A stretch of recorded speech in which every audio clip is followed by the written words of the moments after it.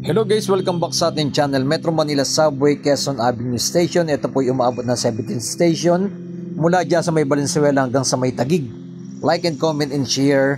At ito po yung starting point ng pinaliparan natin ng dating drone. Ang good news mga kababayan, dito po ay may mga building na po na ginagawa. Kagaya po dito ng Children's Hospital. Yan, nag-upgrade na po sila. Ito po yung mga bagong building po dito na ating ipapakita ng ating drone. Yan, alam po kasi natin ang Children's Hospital ay napakalaking tulong yan sa ating mga kababayan dahil mura po dito magpa-check up at medyo wala kang gaanong babayaran. Kaya dahil mayroon po sitong public. At syempre sa kabilang side, ito po yung lung cancer ay may building na rin po tinatayo po dito. Ito po yung cancer na building. Yan. Cancer patient building. Yan no.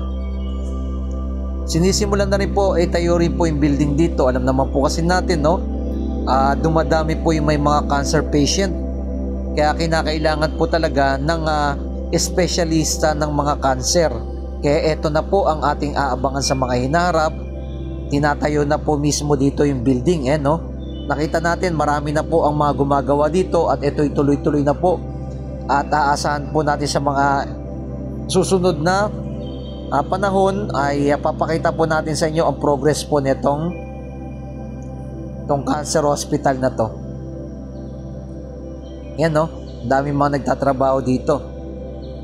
Salamat sa mga nag-like, nag-share, nag-follow kay Skywalk TV. At nandito po tayo sa may Quezon City Circle. At nandito po yung mga iba't ibang departamento no, na makakatulong sa ating mga kababayan. At sinimulan po ng ating President Bongbong Marcos no, na pinuntahan niya po mismo yung Metro Manila Subway dito po sa may Aguinaldo Station. Ayan no, nakita niyo po ito yung pinaka-latest post po nila. Pinuntahan po nila mismo dahil sinisimulan po yung sa may Aguinaldo ang Metro Manila Subway Station no? Aguinaldo Station. Ang good news, medyo malawak-lawak na po ang kanilang mga ginagawa dito, kasama po ang ating mga Japanese ng mga gumagawa dito. Yan no, ito na po yung pinaka-progress, pinakita na po yung pinaka-loob at tuloy-tuloy na po ito. Yan, kung paano rin ginagawa nila, yan, pinakita rin po nila. Yan o, paglalatag po ng paikot po. Yan, ganyan na po ginagawa sa iba't ibang station. Meron na po kasi mga station na sinisimulan na, kagaya sa may Valenzuela Station, papunta na po ng Quirino, at sa may North Avenue, ay papuntang Tandansora.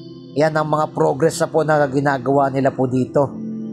At dito naman po ay papakita naman po natin ano na po yung pinaka-progress dito sa may Quezon Avenue Station naman. Ang good news po, malalim-lalim na po ang kanilang mga nahuhukay kagaya ng ginagawa dyan sa iba't ibang station. Iba't ibang way po ang kanilang ginagawa no? Hindi kagaya sa may North Avenue, hindi po nila binubungkal yung pinakaibabaw, yung pinakailalim ang kanilang ginagawa kagaya ng Quirino. Pero dito naman sa may Quezon Avenue, ibang way naman po ang kanilang ginagawa. Yan, binungkal po mismo lahat ng mga buhangin. At yan, nagtatayo na po sila ng mga concrete girders dito. Yan yung mga I-beam. Marami na po yan. Medyo malalim-lalim na po ang kanilang mga nahuhukay dito.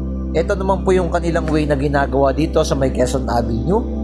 And like and comment and share kung ano masasabi nyo po dito sa ating pinaka-latest update na tuloy-tuloy nating ina-update. Alam naman po natin ang kauna-unang Metro Manila Subway dito sa ating bansa na kung ikaw babiyahe mula Valenzuela hanggang dyan mismo sa may airport ng NAIA, Taguig, ay umaabot po yan ng mga 2 oras na mahigit pa, lalo na kung mga rush hour pa ay aabutin ka ng 3 oras. Pero pag natapos na po itong Metro Manila Subway, ay gumugugol na lang po ng maabot na lang ng 40 minutes ang magiging biyahe. Ganun po magiging kabilis at napakaganda ng magiging sistema po pag nagawa na po ang Metro Manila Subway. Nakikita nyo naman po yung mga nagtataasan naman po ng building dito sa may EDSA. Yan, ito po yung MRT3. Yan, papunta na po yan ng common station na tinatawag, na naantala nga po yung common station. At ito po, nakikita nyo po yung mga progress po ng mga building dito. Itong mga building nito dati po mga nasa 80s, no? 90s. Yan. Puro mga squatter area po yung mga nakatira dyan, mga kababayan. Yan, naabutan ko pa kasi dyan yung kambingan na tinatawag dito sa may EDSA. Yan, merong dyan mga nagtitinda ng kambing dati. At etong Metro Manila Subway dito sa may Quezon Avenue, ito po ay kasi ito mga bentahan ng mga halaman po ito dati. Pero ngayon nakita nyo naman po, ang laki na po ng pinaka-progress. Ito yung mga Abida Tower dito, yan. Mga bentahan ng mga halaman yan eh. Pero sa bandang likod, meron pa po mga squatter area dyan sa may Agham Road. Pero ganito na po ang pinaka-progress niyan. Pinakita natin ang pinaka-drone shot natin, yung pinaka-view. Ganito na po siya, mga kababayan. At ito, syempre, tuloy-tuloy rin nating ina-update upang mabigyan kayo ng mga impormasyon at ng mga nangyayari dito sa ating bansa. At talagang kinakailangan na po talagang matapos na po itong Metro Manila Subway sa mga hinaharap. At aasahan rin po natin ang mga partial operation yan at tuloy-tuloy nating i-update. Natatanaw na rin po natin yung North Avenue Station. Yan, no? Banda dyan sa may pinakadulo. Ang mangyayari dyan sila maghuhukay dyan papunta Quezon Avenue.